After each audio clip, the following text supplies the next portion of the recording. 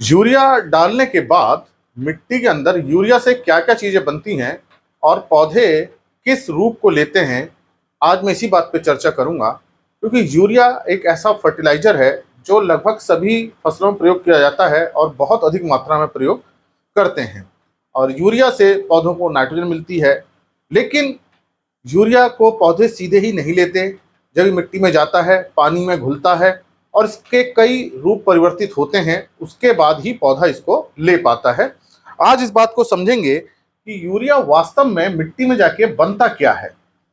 देखिए, जो यूरिया उर्वरक है, अगर हम इसका केमिकल फार्मूला देखें, केमिस्ट्री की बात करें, तो इसका फार्मूला है NH2CONH2। इसमें दो एटम मतलब दो परमाणु नाइट्रोजन के होते हैं, चार हाइड्रोजन के, एक कार्बन का और एक ऑक्सीजन का। तो ये यूरिया का केमिकल फार्मूला है। अब जब इसको हम मिट्टी में डालते हैं तो ये पानी में घुलता है, और पानी में घुलने के साथ ही इसे एक एंजाइम चाहिए होता है, यूरियेज एंजाइम। तब ये पानी में घुल करके अमोनियम आयन बनाता है,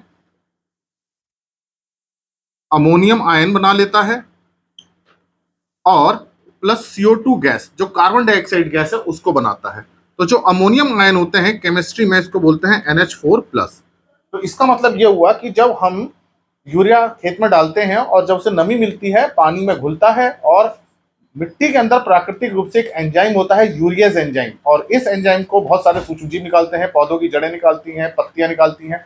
मतलब मिट्टी में, हर मिट्टी में ये उपलब्ध रहता है यूरियज एंजाइम। तो यूरियज एंजाइम से और पानी से मिलकर के ये जो है, मैं लिख देता हूं यूरियज एंजाइम, ये एक एंजाइम है, और फिर इसकी सहायता से अमोनियम आयन में टूट जाता है, और CO2 गैस, ये कार्बन डाइऑक्साइड गैस है जो वातावरण में चली जाती है। तो इसका मतलब पहला तो ये इफेक्ट होता है, जब हम यूरिया डालते हैं जमीन के अंदर, तो पानी में घुल करके अमोनियम आयन बनाएगा, और फिर ये CO2 गैस बनाएगा, और CO2 गैस वातावरण में चली जाएगी।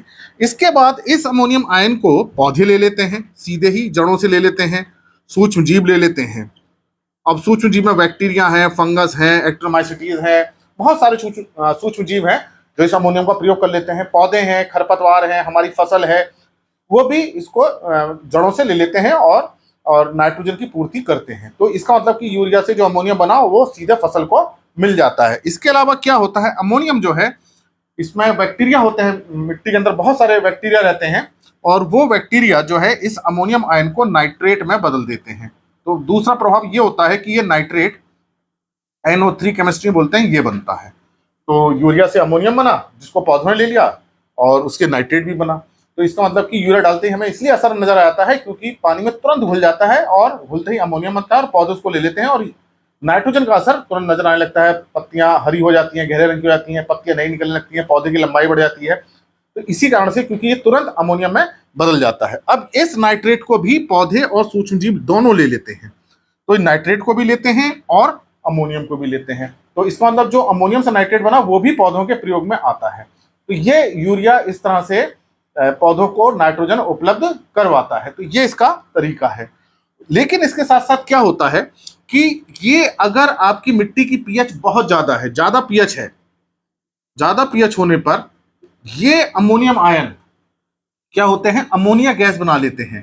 तो ये अमोनिया गैस NH3 बन जाती है, और ये अमोनिया गैस वातावरण में ऊपर चली जाती है। तो इसका मतलब ये हुआ कि अगर आपकी मिट्टी की पीएच बहुत ज्यादा हो रही है और आप यूरिया डालेंगे, तो ये संभावना है कि बहुत सारा यूरिया जो है अमोनिया गैस में बदल जाए, और ये मिट्टी से निकल के वातावरण में चली जाएगी, तो आपकी यूरिया का नुकसान हो जाएगा। तो ऐसी स्थिति में अगर मिट्टी की पीएच ज्यादा हो रही है तो यूरिया एक बार में ज्यादा ना डालें, थोड़ा थोड़ा करके 3-4 बार में डालें, तो पौधों को अच्छी तरह से मिलेगी। क्योंकि ज्यादा अमोनियम बन गया, पौधों को इतनी अमोनियम की जरूरत नहीं है, और तो मिट्टी में पड़ा रह जाएगा, और मिट्टी में पड़े रहने से फिर ये अमोनिया गैस बना लेगा। तो ऐसी मिट्टी जिनकी पीएच ज्यादा हो, वहां पे हमें यूरिया को 3-4 बार में देना चाहिए। तो एक तो ये देखिए, दो गैस बनी, एक तो कार्बन डाइऑक्साइड गैस बन गई, दूसरी अमोनिया गैस बनी। फिर क्या बनता है, देखिए, मिट्टी में अगर पानी ज्यादा हो जाए, मतलब बारिश हो जाए, या आपने सिंचाई बहुत ज्यादा कर दी, तो ये नाइट्रेट पानी के साथ नीचे चले जाते हैं, इनका निच्छालन हो जाता है। तो अब ये मिट्टी के नीचे से जड़ क्षेत्र में चले गए, तो भी पौधों को नहीं मिल पाते। तो ऐसी मिट्टी जिसमें लीचिंग ज़्यादा होती हो, मतलब बलुई मिट्टी है, सैंडी है, और उसके बाद बारिश ज़्यादा हो गई या आपने सिंचाई ज़्यादा कर दी, तो जो यूरिया से जो नाइट्रेट बना जो पौधों को मिलता वो पौधों को नहीं मिल पाता, पानी के साथ नीचे चला जाता है, बहुत गहराई तक चला जाता है और पौधों को नहीं मिल पाता। तो यूरिया का यहाँ भी नुकसान हुआ। अभी हमने देखा यूरिया का नुकसान अमोनिया बनने से हो रहा है।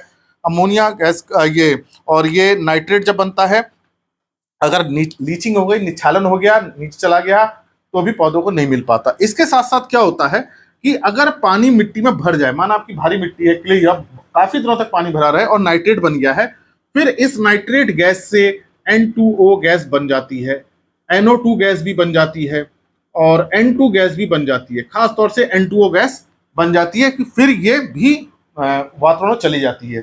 तो इसका मतलब हम ये देख रहे हैं कि अगर हम यूरिया को डाल रहे हैं तो उसका अमोनियम और नाइट्रेट इतना बनना चाहिए कि उसको पौधे ले लें तो पौधों के काम आ जाए।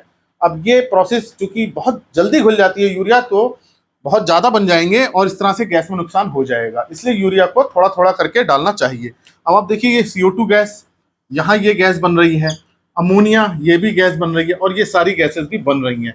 तो इस तरह से यूरिया का गैस में नुकसान हो जाता है और फिर ये निच्छालन हो रहा है, इससे भी इसका नुकसान हो जाता है। तो यही कारण होता है कि यूरिया को बहुत ज़्यादा एक बार मात्रा में नहीं डालना चाहिए, थोड़ा थोड़ा करके डालना चाहिए, ताकि जो उससे अमोनियम और नाइट्रेट मिले, मतलब जो उसकी जिस रूप में पौधे लेते हैं वो रूप धीरे धीरे बने।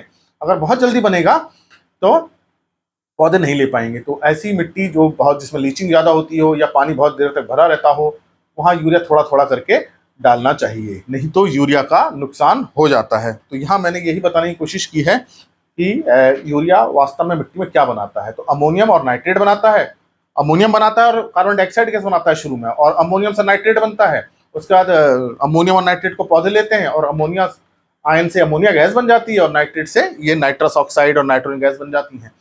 तो इसलिए यदि हमको ये जानकारी पूरी रहती है कि यूरिया से बन क्या रहा है मिट्टी में, तो हम उसी हिसाब से यूरिया का प्रयोग करते हैं। तो ये लेक्चर देख के आपकी समझ में आया होगा कि यूरिया के कितने नुकसान हो जाते हैं।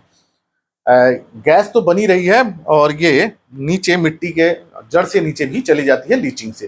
तो हमें यूरिया का अच्छा लाभ लेना है तो हम उसको थोड़ा थोड़ा करके डालें और कई स्टेजेस में डालें, और पौधों की ज़्यादा जरूरत हो तो ज़्यादा अमाउंट डालें, ज़्यादा मात्रा डालें। पौधा शुरुआती अवस्था में है, उसकी जरूरत कम है तो कम डालें, क्योंकि अमोनियम अगर बहुत ज़्यादा बना, नाइट्रेट बहुत ज़्यादा बना और पौधे उसको नहीं ले पाए तो फिर उसका नुकसान हो जाता है।